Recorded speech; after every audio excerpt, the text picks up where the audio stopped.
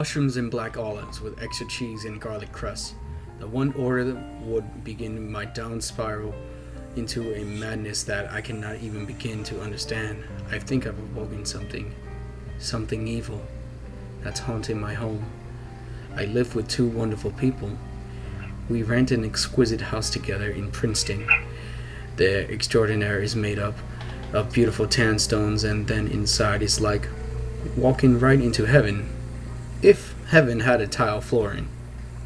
We have a lovely kitchen, was an amazing and massive oven to cook anything we want to. I absolutely adore this house. My roommates are pretty great too.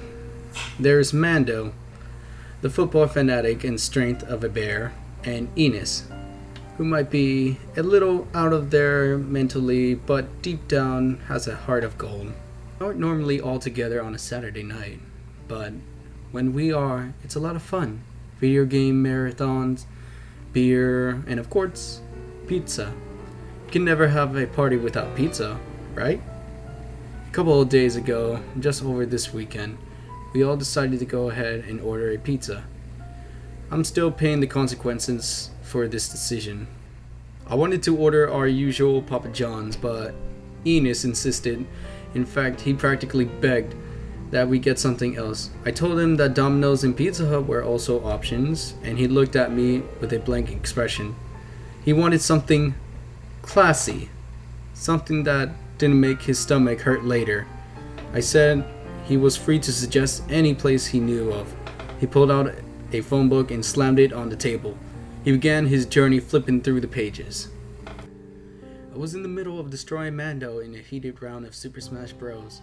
When Enos slammed the entire cinder block of a book into my lap. He smacked his index finger into the name of a dusty yellow page. Ichu Pizzeria was all it said in thin black text. There was a number right under the text and a strange symbol next to it that looked like some kind of eyeball. I asked him why he really wanted to try this place. He said he had never seen it before, and it had to be hipster.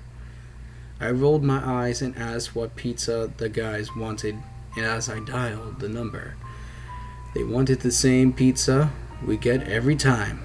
Hawaiian! Someone answered almost immediately. What? They asked. It was a hysterically female voice. Is this Ichu Pizzeria? I asked. What? She asked again. Ichu Pizzeria, I repeated. You get mushrooms and black olive, extra cheese, and garlic crust, she asked. She said. Actually, I was hoping for ham and pin. You get what we tell you to get, she said. Okay. 30 minutes, she said. I heard the phone click on the other line. I explained what happened to the guys and how we were forced to get mushrooms and olive.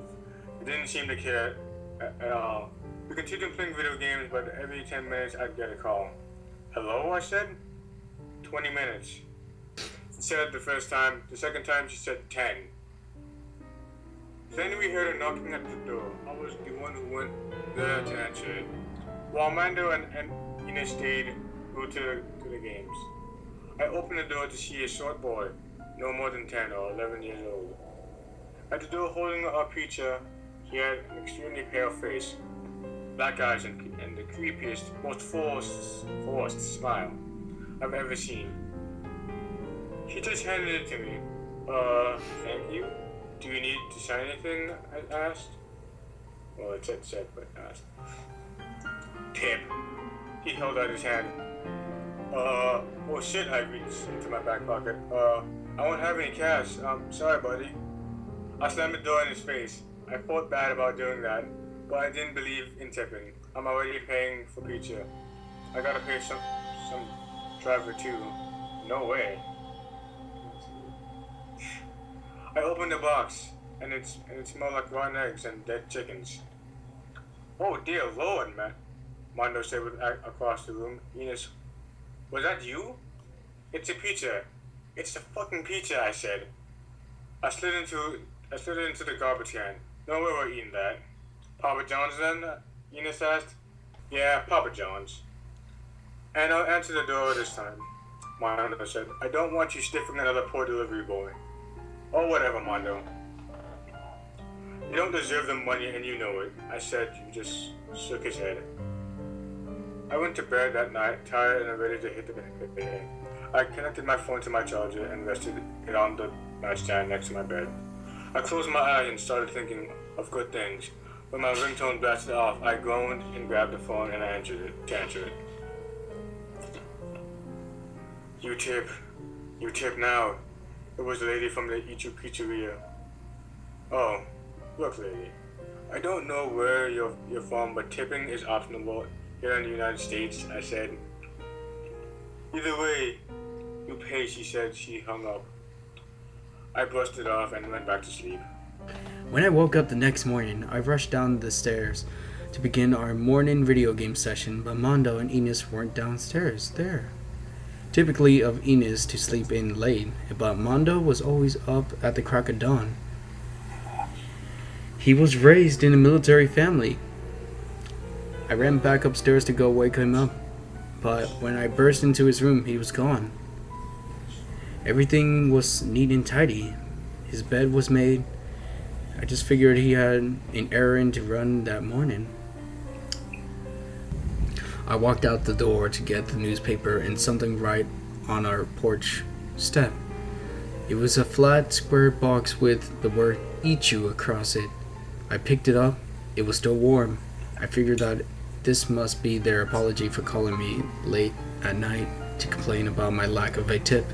I dropped the pizza box onto the counter and started digging in. It was ham and pineapple, just as we wanted last night. And it was the best ham and pineapple I ever had. Definitely better than whatever they were trying to pass off as a pizza last night. I finished the whole thing by myself before Ines could ever calm down. I ate it right out of the box. When he did calm down, he was already pretty pissed I ate the pizza without him. Dude, you didn't save me any breakfast? He said. I couldn't help it. Man, this pizza was so good. Best pizza I ever had, I said. And you dirty eat you, she said. Goes to show you I'm always right. Where's Mondo? No idea. He's just gone. I haven't seen him all morning. I stopped cold in my words. I stared down at the empty pizza box with pure disbelief. What? What's wrong? Ines said. All I could do was point to the box. He looked inside and gasped, nearly dropping his mug of coffee. Inside the box, where the pizza had been sitting, was a grease stain that looked like Mondo's face, almost like a damn photograph. Dude, is this a prank? What the hell? Ines said. I swear, I didn't know. I didn't. My phone suddenly cut me off. I grabbed it and answered it quickly. You enjoyed breakfast, the woman said. Did you do something to my friend? My friend Mondo? I said. I heard a giggle on the other line. You tip now, or you next. She hung up again. Oh, hell no, I said. I tried dialing back the number, but the operator said it didn't exist. We reported it to the police, but they said there was no such thing as O.W.C.P Pizzeria. And when we tried to show them the phone book, it was just gone. They can't do anything anyways. A person isn't considered missing until 24 hours has gone by. Well, 24 hours went by yesterday and Mondo never showed up. The police said they were going to try their best, but we all know they're not any help in these cases. Ines says that Mondo was the pizza, that I ate Mondo, and they're going to turn us into pizzas and then eat us. I think that's absolutely ludicrous. They're definitely holding Mondo somewhere. The question is where? I searched the internet for O.W.C.P Pizzeria building, and they were just simply gone. Am I supposed to sit here and wait until they decide to come and kidnap me? I don't see any other options at this point.